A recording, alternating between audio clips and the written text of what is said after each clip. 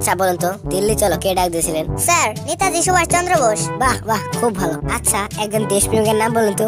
অনেকেই তো আছে, যেমন মহাত্মা গান্ধী। বাহ বাহ, খুব সুন্দর। আচ্ছা বলুন তো ভারত কবে স্বাধীন হয়? স্যার, ভারত 1942 সালে স্বাধীন হব করতে করতে শেষে 1947 সালের 15 আগস্ট স্বাধীন হয়। খুব সুন্দর। এটাই লাস্ট প্রশ্ন। বলুন তো আকাশে কতগুলো তারা আছে? স্যার, এখনো সেটা জানা যায়নি, তবে বিজ্ঞানীরা এটা নিয়ে গবেষণা করছে। এবার আপনি আসতে পারেন। ভাই আপনাকে কি কি প্রশ্ন করছে? প্রশ্নগুলো আমার তো মনে নেই, কিন্তু উত্তরগুলো হচ্ছে নেতাজি সুভাষচন্দ্র বোস। অনেকেই তো আছে, যেমন মহাত্মা গান্ধী। 1942 সালে হব করতে করতে শেষে 1947 সালের 15 আগস্ট। এখনো জানা যায়নি, তবে বিজ্ঞানীরা এটা নিয়ে গবেষণা করছে।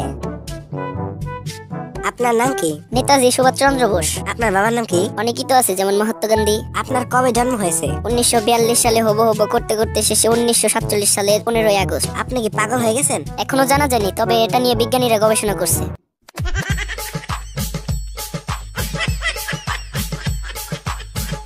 আপনাকে আমি 10টি প্রশ্ন করব যা পানির মতো সহজ, অথবা একটি প্রশ্ন করব যা লোহার মতো কঠিন। উত্তর দেওয়ার আগে ভালো করে ভেবে দেখুন আপনি কোন প্রশ্নের উত্তর দিতে চান, সহজ 10টি নাকি কঠিন একটি। আমি কঠিন একটি প্রশ্নের উত্তর দিতে চাই। তাহলে বলুন কোনটি প্রথমে আসে, দিন না রাত? দিন প্রথমে আসে স্যার। কিভাবে?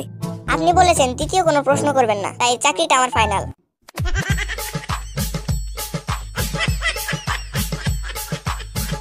একজন মানুষ কিভাবে 8 দিন না ঘুমিয়ে থাকতে পারে? কোনো সমস্যাই নেই, সে রাত্রে ঘুমাবে। একটি দেওয়াল বানাতে 8 জন লোকের যদি 10 ঘন্টা সময় লাগে, তাহলে 4 জন লোকের কতক্ষণ সময় লাগবে? কোনো সময় লাগবে না, কারণ 10 জন লোক সেই দেওয়ালটি ততক্ষণে তৈরি করে ফেলবে।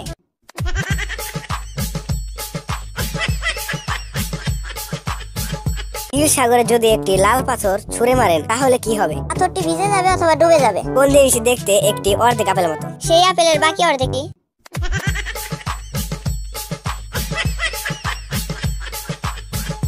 এক হাতে একটি হাতিকে কিভাবে উপরে তুলবেন? এক হাতে আটবে এমন হাতিকে জীবনেও খুঁজে পাবেন না। কংক্রিটের মেঝেতে ডিম ফেলবেন কিন্তু ফাটবে না, কিভাবে করবেন এটা? কংক্রিটের মেঝে অনেক শক্ত, তাই ফাটার কোনো আশঙ্কাই নেই।